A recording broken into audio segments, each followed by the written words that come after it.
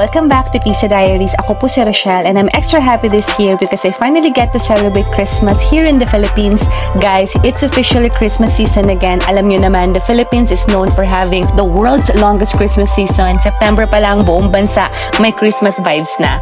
For today's video, I'll be sharing budget-friendly Christmas getaways around the Philippines. Yes, tipid-friendly but still super enjoyable. So tara na, join me and my family as we explore these fan, cozy, and wallet-approved Christmas spots. Welcome to Tisa Diaries!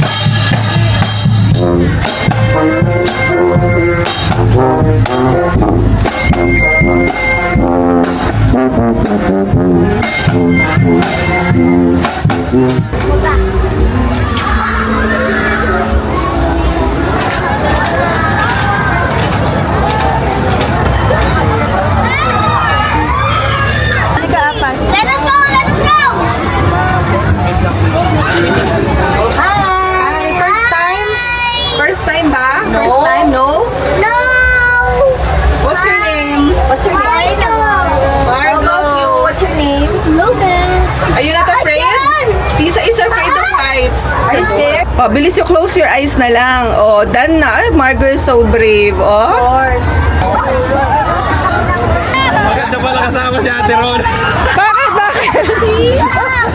Bakit? Bakit? Napakagalat. May nakahabol. Oo. Tumakbo. Tumakbo din. Bakit ka umiyak? Margo dalitay pala tayo, no? Tumagi.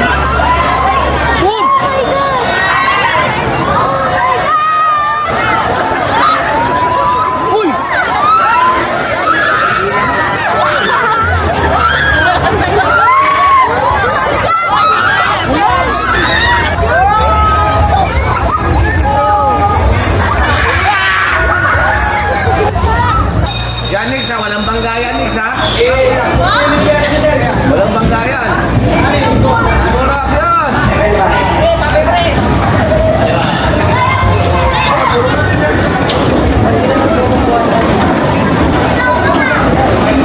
Ay, nahilo ka, boy!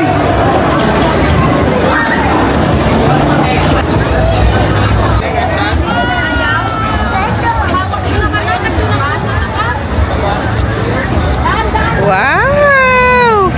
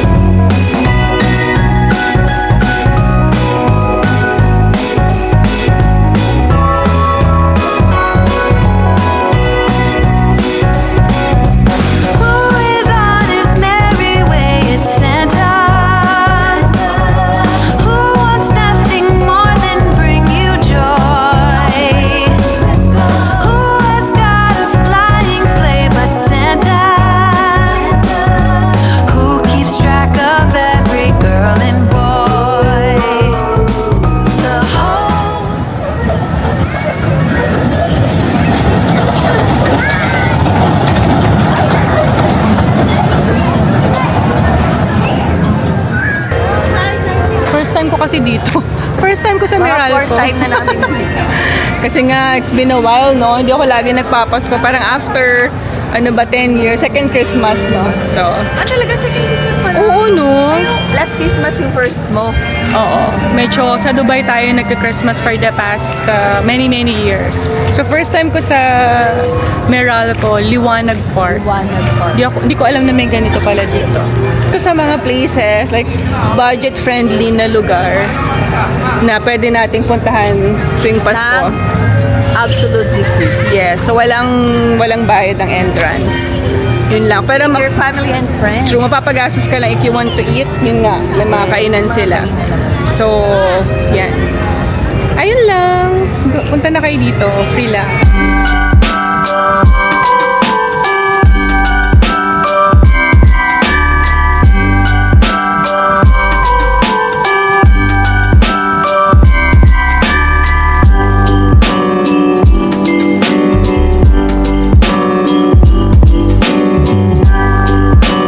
Thank you for watching this diaries. Stay happy, still and blessed. Healthy!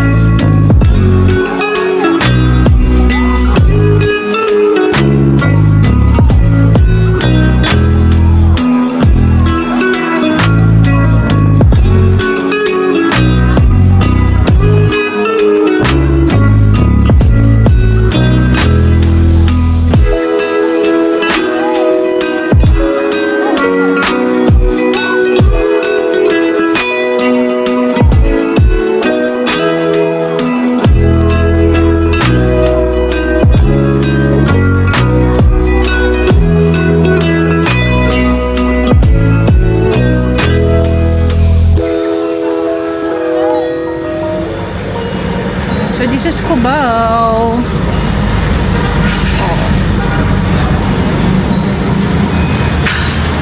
We're looking for the Christmas tree here in Araneta, Cubao. Saan na kaya yun? Yeah. So ikot lang tayo until makita natin kung nasa ng Christmas tree. Grabe nostalgic, no? Nung bata tayo, dito tayo dinadala ni Mama, no? At laging nawawala yung kuya ko. Let's go! Sakay dyan. Ate Honey, Raph, Andre. Yan. So, samahan nyo kami as we look for the amazing Christmas tree. I think ito na yan. Ano ba yan? Ganda! Liwanag! Nakita mo na? Wala tayo sa malapit sa... Wow, look at the light. punta rin kayo dito sa Cubao. Libre lang din mag-ikot-ikot dito.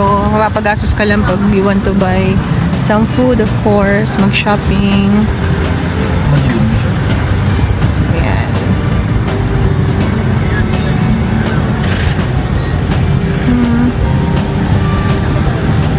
So yan yung Christmas tree maliit na siya.